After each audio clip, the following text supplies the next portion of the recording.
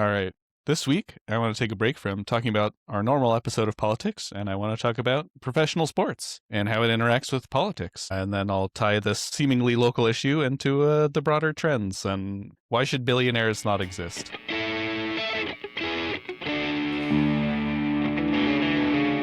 One of these days, I'm going to catch on to the fact that it's always a switcheroo. I really am. We're going to take a break by not taking a break.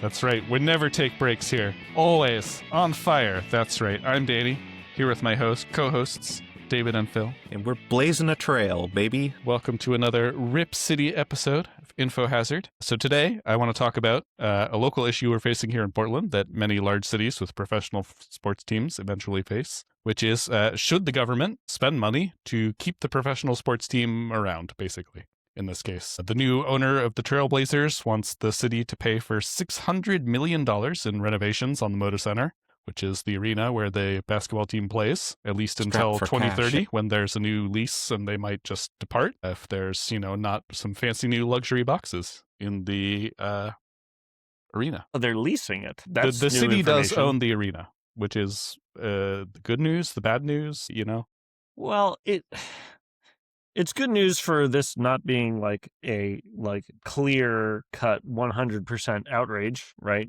Yeah, my reflex was definitely outrage. Like, this guy's a billionaire. Fuck him. He can pay for it, right? And so after further thought, I've thought that maybe the issue is more complicated than that, but also fuck this guy. He's a billionaire. He can pay for it. But I did kind of want to steel man the opposing argument a little bit and kind of examine it, because I do think it's sort of an interesting issue, and it ties into some broader trends about billionaires being total bullshit that we kind of discuss quite a bit on this show. So actually, all of the elected officials in the city, the mayor and all the city council members, signed a letter, in support of this, basically, like saying, we should pay for this because losing a professional sports team will get all the politicians unelected. Economically, the case might actually be in favor of it, right? Right.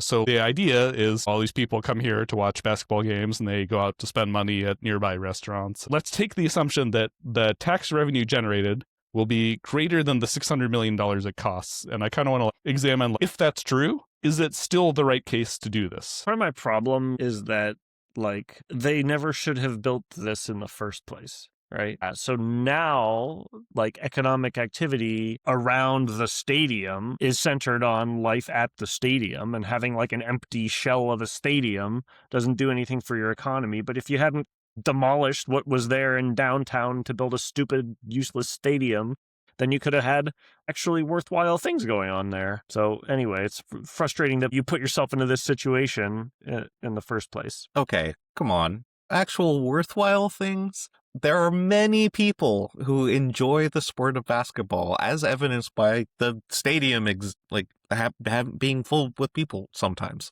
To be fair, they do much more than basketball there. They do have concerts and, other stuff there. It's not just basketball. I think I've been to a Celine Dion concert at that stadium. Well, there you go. Or was it Shania Twain? I think it was a Shania Twain concert. But yeah, so basically this is kind of an argument for why billionaires shouldn't exist, basically. Like, you get this big, then you can just threaten to use your economic power to threaten the local government into complying, giving you, financial benefits that you wouldn't otherwise get. He's essentially just shaking down the taxpayers for $600 million because he has, the power to do so, being such a large stake. Because $600 million sounds like a lot of money. Seriously, you could do a lot of good with $600 million. It's notably more than the arena originally cost if you adjust for inflation. That's not that surprising, though. The cost of labor and materials has gone up more than the cost of inflation. And renovations are kind of, I don't know, sometimes it is just cheaper to build a whole new thing. That's why they demolish buildings and build a building right where the old one stood. Initially, the Portland City Council agreed to purchase the Moda Center for $1 and a piece of land for $7 million underneath the arena. And the city collects a percentage of revenue from parking in the garages and a 6% tax on ticket sales, which equated to $4.6 million in 2022. Okay, $5 million? So what do you guys think about this? Initially I'm like, fuck this. I don't know. Every single city elected official is in favor of it. That made me think about it. If it is better for the city to do this than to not do it, I can see the case for it, but I still kind of am opposed to it because of the general trend of this guy basically using extortion. This would be like if you threatened divorce whenever your spouse didn't want to pay for something, right? How could you love a franchise that treats you like this? Like we're gonna soak you for taxpayer dollars, or we're leaving? I mean, I don't know. That's what I do, and my wife stuck around. So you'd have to ask her. Yeah, I wonder if the whole race to the bottom on taxes and this competition between municipalities to attract this kind of business is frustrating. Oh, I was thinking of like illegal collusion for at least in like the private sector to sort of band together and say none of us can make this kind of deal because would that be illegal That's if all the major metropolitan areas formed a city union, like there's a players union? Right. That's what I'm saying in the private sector, right? I'm reminded of that, but it seems like the kind of thing that even if only democratic cities, even if only they are the ones who agreed to not do this, well, that's basically every major city. Wait, like a union of all the cities? Right, So basically like in a agreement. state? No, I mean, that's, no, not like that, but Union of all the cities over a different size in the country, whether like across state borders, they all agree not to spend taxpayer money on pro sports stadiums. right. Like if Las Vegas wants to do it and all the pro sports teams are going to go to Las Vegas, fine. That feels like a giant waste of money to be subsidizing this from people who have enough money to do it. Yeah, but if you take the profit motive incentive away from them, then something would happen. I have trouble steel manning this argument, I guess is what I'm trying to say. Yeah, no, fuck these assholes. Okay, so there is a soft power appeal to a sports stadium, right? It's not just like a numbers game for the city politician who wants this thing in their town. It's definitely a prestige thing as well, which is a part of why this union could never take off is, some city somewhere, some guy is willing to spend, his children's and grandchildren's money to build a new stadium for free to attract some professional sports team there. And then it looks great for his resume. And he doesn't have to worry about paying down that debt. As he runs for Senate. Yep. Or governor or president or whoever. It's something more than just the attractiveness of the sports team, I think. I think there's a shorthand that comes with a sports team where it's a way to communicate the value of a city to like dumb people. You know what I mean? The dumbest people know nothing about the various economic incentives of the city of Boston, but they probably know about the Patriots. All of these cities are getting completely screwed over by these private corporations. So I talked to my roommate who knows about sports a little bit more than me, and he said that Oakland is still paying off the Coliseum, even though the Raiders and the A's have both left. That's what I was thinking, and the Warriors. No, I was thinking of Oakland also. This is what I mean when I say like it's a mistake to put yourself into this position in the first place. Like this was a vanity project in the past, and it's maybe now the thing that's fiscally right.